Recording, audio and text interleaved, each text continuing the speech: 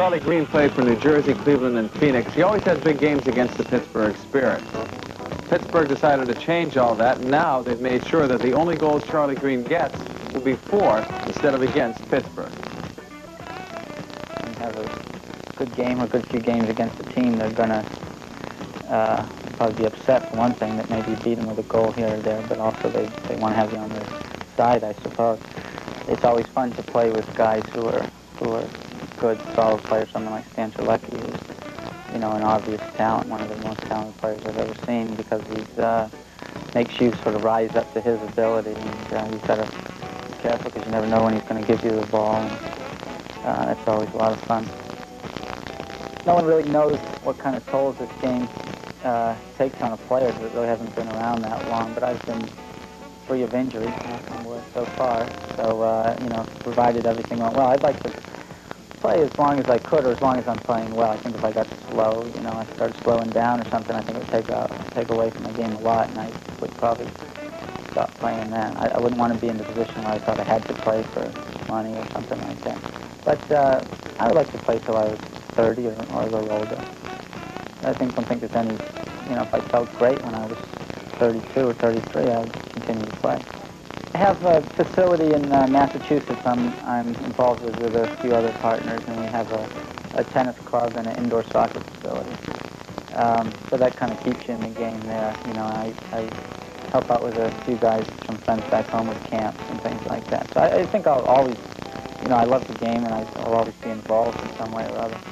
The biggest gripe I have about watching organized soccer is that a lot of times I think that can stifle a young player. You know, it's good to play on a team. You're not saying don't play on a team. You have to play on a team.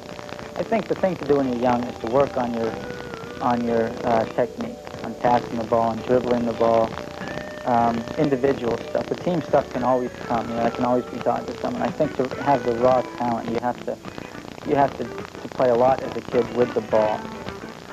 I was born in New York City, and I lived in Massachusetts really since I was 1 until my dad got a job in London. So I was there about 3 years total.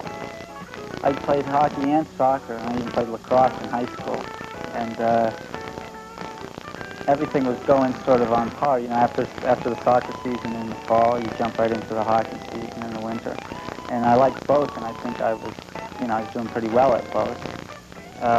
People started wanting me to play soccer, you know, in college, and I choose not to do that, but then I went on some tours with some teams from Massachusetts, and I ended up with Fort Lauderdale. I played down there against the Strikers when I was 18, and I scored a few goals, and at that time they were looking for young American players.